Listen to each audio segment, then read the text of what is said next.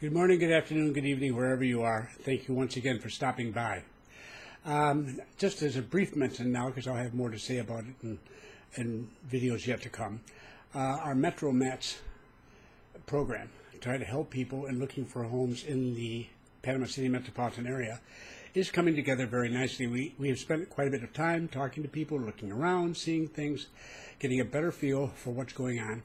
And if anything, we're even more optimistic that we can help people get reasonably priced housing right here in the city that is in a reasonable neighborhood and so forth. So if you have an interest in that, please keep us in mind. We are now, I think, the holidays are over and done with and life is back to fairly normal here in Panama. We're ready to help. So let me know if you're interested. Now, today I want to talk about something a little bit different, about the history, so to speak, not the 20th century history, but the 21st century history of this country, because the country has, well, to begin with, this century has been going on now for 18 years, and it's getting a little old to talk about something in the 1970s or 80s or whatever, but also because so much progress has been made here in Panama.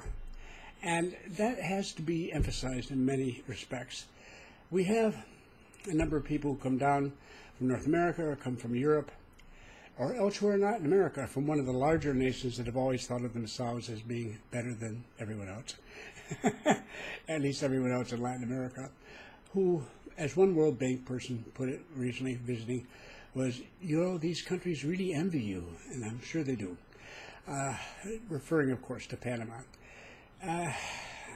What happened here is not something you necessarily expect to happen. I've been involved in economic development in nations all over the world throughout my professional life, and I've seen nations have things go right for them and suddenly come up with money they didn't expect to have, often from something like oil, for example, but for any of a number of reasons. And I've seen them blow it. I've seen them have this wonderful opportunity to really jump their country up a notch and really get rolling. But the suddenness of it all, the realization, here is the money, here is the opportunity, it's too much for them. And often it falls apart. And they go through a long process. It can take several years, it can take a decade or two to get back on track again, and back to the proper use of this benefit, which by then may not be such a great benefit. They've lost a lot by taking so much time to figure out what to do next and how to take advantage of the opportunity. Well, Panama could have gone that way. A few countries I've seen have done very well. And basically, it's hard to put a finger on exactly why one nation does and another nation doesn't. I'm sure you could if you spend enough time researching it. But the simple fact of the matter is that when it happens, it can be very impressive. And here in Panama, we don't get the praise that I think we deserve sometimes for how much has been done. And by we, I'm talking about, of course, not just me, expat residents and so forth, but the community I live in, my home here, which is made up of 4 million Panamanians. They have done so well. You have to keep in mind that at the time of the turnover of the canal, which is when Panama finally became one united nation, one unified nation, and had control over its entire territory. At that stage, it was sudden. It had been planned for a long time, but nonetheless, there's nothing quite like actually suddenly becoming responsible for a zone, which I might add was 550 square miles. It's about 1,430 square kilometers. It's a big piece of land, a huge operation, and a complex one at that. And a sudden change in that instead of getting $25 million a year in rent, which was the high point as I remember it in the old days, you're dealing with hundreds of millions of dollars. It was an ideal time for the country's leadership to simply waste money, to have a big party that went on for 4 or 5 years and wasted all that money and led everybody to become very cynical and very unhappy. It didn't work out that way. And it takes time, it takes effort to do this. And people from outside could be critical. In 2004, when I came down, I saw I think it was that year or the next, a video that had been put up on YouTube by some Americans who had been on the zone in years gone by. And they had gone back to that part of the zone where they had worked in a neighborhood of housing. And things weren't in very good shape, and obviously nobody was living there. Things looked pretty sad and pretty tacky. The roads weren't in very good condition. And these guys just slammed Panama and Panamanian people. What are they doing? These people, they're incapable of dealing with this. They're doing a terrible job, blah, blah, blah, blah, blah. At the time, I could have taken them 2 miles away and shown them another part, which was doing very well. But the point is that, guys, 552 square miles or however, it's a lot of land. Hundreds of buildings on it for military bases and so forth for a completely different purpose than you're going to use. This land was handed over to a particular commission here. It's called reverted land because it reverted the control of it from the United States government to Panama's government.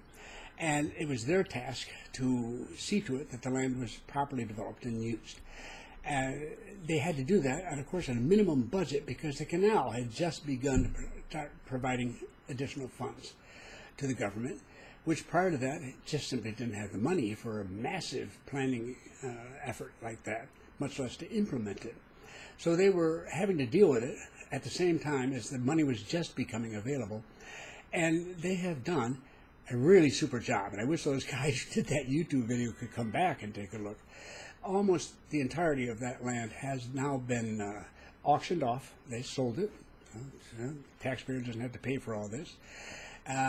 And they took control over what purpose that land was going to be used for. They wanted it to be really beneficial to the country, not just anybody who walked in could do anything they wanted to. They were very open for use, but they set some parameters, and that was wise. And they sold it and auctioned it as they had the opportunity, or as they thought they had the right situation. And they're almost finished doing that. I don't know how much is left, not a lot. It could be a couple years from now. At some point, though, in the not too distant future, they will sell off or auction off the last piece and close their doors. That took a long time. But again, it was no small task. And if you had been given that much land in many other nations far larger and far wealthier than Panama, there could have been an extraordinarily controversial result to all that. Here it has been uncontroversial because it's been done so well. So I'm just very, very pleased with how I've seen them work with that. And part of that, of course, has gotten better and better because the money from the canal, excuse me, has been very important to getting this done. And what earned the country $25 million? Well, a couple years ago, we passed the $1 billion mark, and the profits returned to the government for its use, because the government owns the canal, after all of its expenses were paid and money set aside for the future and all this sort of business. The canal is very, very, very well administered, has been throughout, and we're very proud of it. It's gotten all sorts of management awards internationally for the way in which they've handled things. So they were over $1 billion, which is a lot more than $25 million. And now they've completed the expansion of the canal, which is no small task. And there were many people thinking, oh, now Panama's not going to be able to do that. It's too big a job for them. They were wrong. It got done. It was a huge project. It had its challenges, but we got it done. And last year, the canal turned over $1,650 million to the National Treasury. And that's about an extra $500–600 million than before the expansion. So the expansion is a terrific success.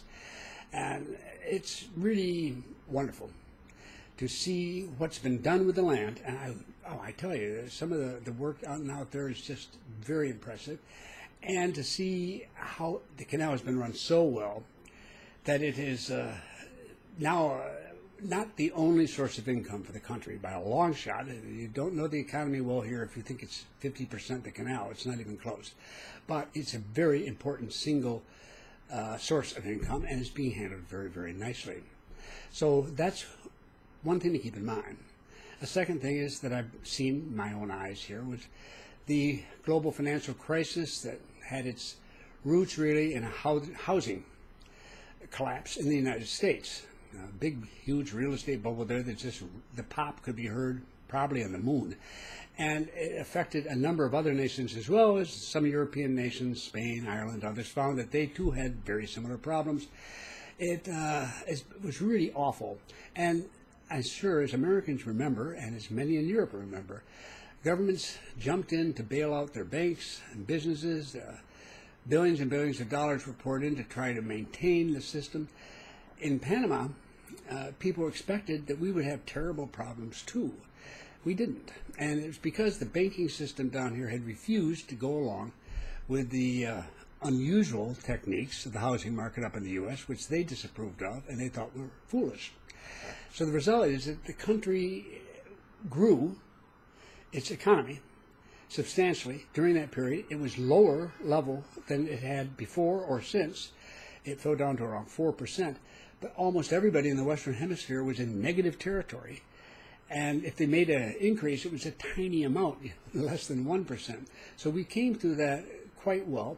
And more importantly, not a single penny of Panamanian taxpayer money was spent to bail anybody out.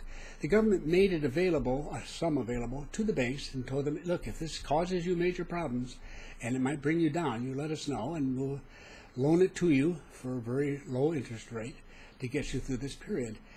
And I remember the day the banking system, the group, as a group, came back and said, no, we don't need the money. No, we don't want it. And they didn't need it, and they didn't get it. So the taxpayer didn't have to carry the burden. That was a very important moment because you see, you've got two things here. One is the turnover of the canal, which is a spectacular positive event. The other is a global financial crisis, which is an extremely negative event. Either one of them could have disrupted everything here in Panama and had been mishandled, could have been a double disaster for the country. It certainly was a double disaster for a lot of other countries. Not the turnover of the canal, but actually, I'm talking at the same time they had the stock market collapse. When it comes to bubbles, oh dear. Thankfully, we don't have those here. So this speaks very well to the ability of people to manage things. Likewise, in terms of planning for the future, they're very good at this. Now, let's go back to the canal. As some of you heard during the course of the creation of the expansion of the canal, Nicaragua started talking about having a canal there, and some Chinese businessman was going to put together tens of billions of dollars, and they were going to compete with the Panama Canal and all this business. And frankly, none of us believed it, but hey, what do you know? Anything can happen. Well, nothing's happened, and there's not going to be any big canal in Nicaragua. The money isn't there, and it doesn't make any sense economically. So people were thinking to themselves at the time, people said, well, see, Panama, they've expanded the canal, but here the Nicaraguans are talking about an even wider canal for all the big ships, some of the super tankers that we can't handle in Panama. Well, what they didn't stop to think about is that we're not stupid down here. The people who run the canal know what they're doing. So in the process of preparing the expansion, these are locks, actually, that ships pass through to be raised and lowered to get through from one side, from the Pacific to the Atlantic and vice versa. And these locks are, the new ones, the expanded ones, are right beside the old ones. And were we ever to expand the canal again, the new ones would be larger, and they'd be on either side. So they'd be right alongside the other. So we know exactly where they would go. We know how wide they'd have to be and everything else. And what the canal did is, since they had all the equipment and workers out there anyhow, they prepared the land on either side for another expansion if it was ever necessary. Because the amount of money, extra money, was trivial in comparison to the entire effort, and it would save a lot of money and a lot of time if we were to ever need to expand again. And if we didn't need to expand again, now that's fine, another use could be found for that land. That's the sort of forward-looking. I mean, let's face it, if Nicaragua had even bothered to start that thing, we could have done it in half the time and for a quarter of the money, or less than that, maybe 10% of the money they would have had to spend to do it from scratch. So we were never threatened by that canal. And we don't think of it in those terms. We aren't responding to Nicaragua. That was done before Nicaragua started talking about these things. It was done because the country understands that if you have an opportunity to do a little extra to make things easier for you in the future, should you have to do more, let's be prepared, let's do it. And they did it. It's the same thing with the airport. When I arrived, I thought the airport was a perfectly decent airport. It kept growing and growing and growing. And finally, now we are nearing the end of this year, certainly, maybe around September or so. I don't know. We'll wait and see. But this year, we'll be opening up the new second terminal, and it's going to be a beauty. Really looks impressive, and it's going to really have an impact on flights. And we're going to have so many more flights we can have in than we can have now. We just don't have the capacity at the moment to handle everything coming our way. So having that second airport or second terminal is really important. What you may not know, though, is that the planning for the third terminal and yet another major runway to go with it is underway. Now, it doesn't have to be implemented, but the point is that our air traffic has grown so dramatically in recent years that if it continues at anywhere near that level, at some point, they expect between 2022 and 2025, they're going to have to expand again. And it takes time to build this sort of terminal and runway and everything else. But they have the land set aside for it. So they're doing the planning now. So if it should be necessary, they can update the plans if they have to, but then they can go to work on it very quickly. So they're looking down the road. This is what happens in a country when it's looking forward to the future. They see things getting better. They make this special effort. They go extra mile to do what they can now to simplify things for the people coming a few years down the road who may need some help, and will be very appreciative that it was done now. So that's a very good thing. So you have the canal and the airport, both of them looking forward to the future. Now, I say all of this because so many folks are trapped in memories, if they've been to Panama, of the 20th century. Many really don't know anything about the country since the change in the centuries, and aren't aware, even remotely aware, of what has gone on here and how much things have changed. There have been two major factors involved in why Panama has done so extremely well since the handover of the canal. One of those, of course, is a massive increase in income. That never hurts. But the second is intelligent planning. I wish I could say the same about every country I've worked in, including some much larger and much wealthier, or supposedly wealthier, nations than Panama. But I can't. They have done an exceptional job here, and they deserve all the credit for having done it, especially in light of the fact that so many arrogant people from other areas of the world would say, oh, they're unsophisticated, they won't be able to handle it. They were wrong. It is obvious. We don't argue with people like that anymore. You just don't waste your time on them. Let them say what they want to say. We're moving forward, and that's a good thing. It so happens that at that level, at the macro level here at the top, the growth of the country is continuing as it has in the past. And once again, last year will be, the final stats will come out in a little while, but we clearly will be the fastest growing country in all of the Western Hemisphere yet again. And we are expected to do that again next year. And if it even comes close to that, even if it comes quite a distance from that, one thing we will be doing, we're told we're going to be doing next year, is passing Chile in terms of what's called per capita gross domestic product. Think of it as the national income for a country divided by the total population. And we are number 2 in the region at this point in time. Actual statistics have not yet out for 2017, but we may actually have caught up with Chile, but it looks like we'll be just a teeny-weeny bit behind them. But after 2018, we will be past them. And we love Chile. I mean, there's no problem at all with Chile. We don't actually compete with other countries. We just do what we do, and the results have been successful.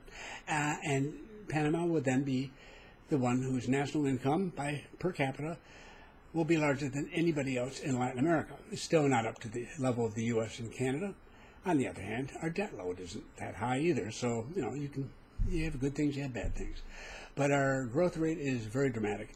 And it, again, is a reflection not of luck. And it's not a reflection of somebody outside telling us what to do, but by the decisions made right here by the Panamanian government, the Panamanian people, the Panamanian unions, the Panamanian business community, and everybody else. They, like everyone else, this is a democracy. We have lots of disagreements on lots of different matters.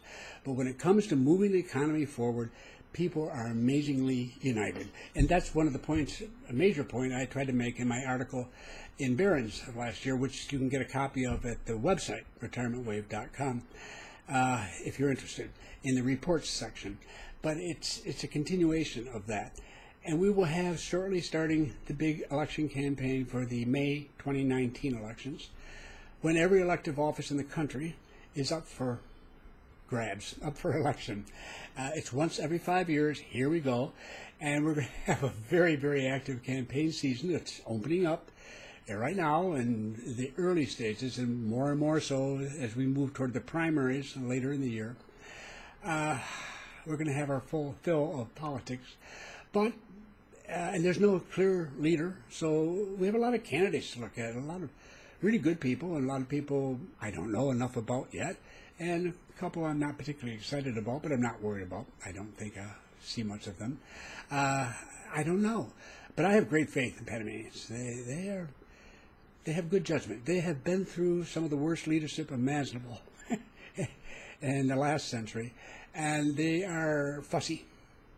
And that's one reason why, as has been pointed out by many people, the same political party has never repeated an election victory. In other words, if one party wins it, they don't win the next one. They could. They have a candidate. They put a lot of campaign material out there.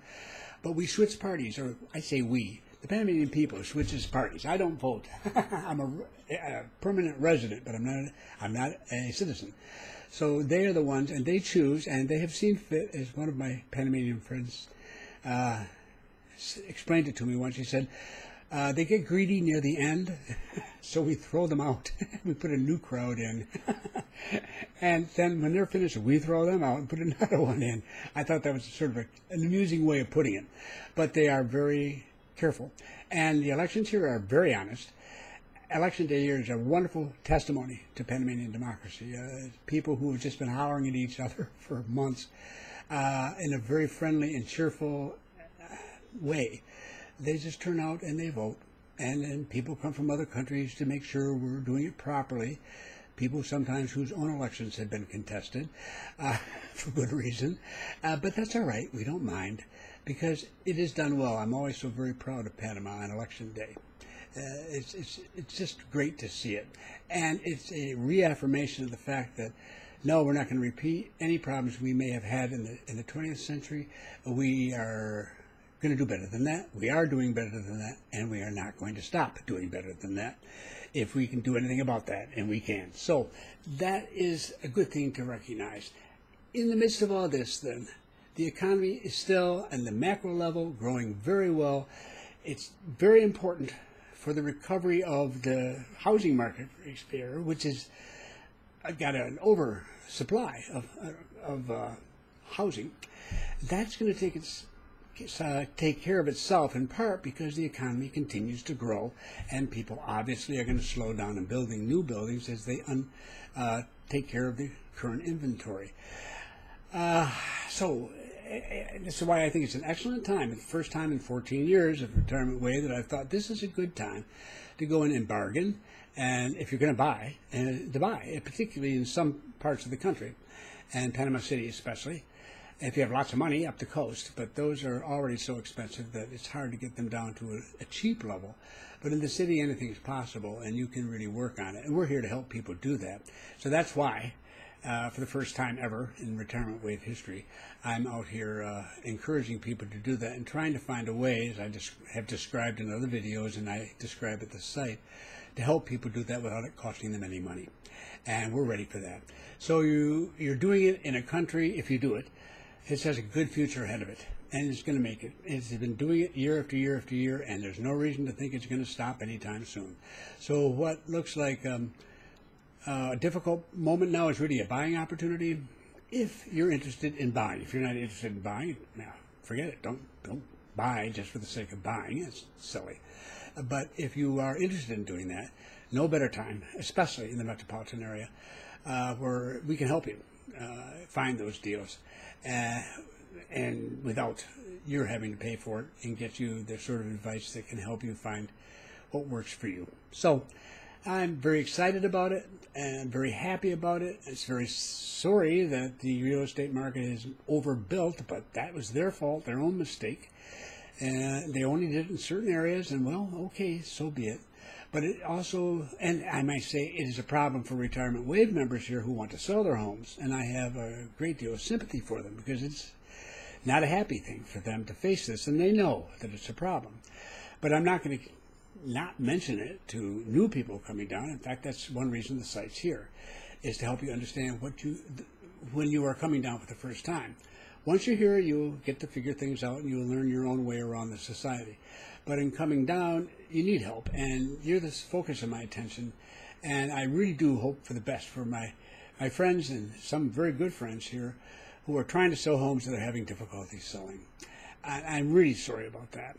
However, it's great for the people coming down, and it's an opportunity you should be aware of. And if you're interested, you should take advantage of. So I hope I've given you an idea of the country's moving forward. The housing market's slowed down, and it's soft. You can bargain here. It's both are happening, and both are in their own way good, even though some people are disappointed who are selling. So thank you once again for stopping by, and I'll be back to you a little bit sooner than I was this last time. No holidays to intervene now.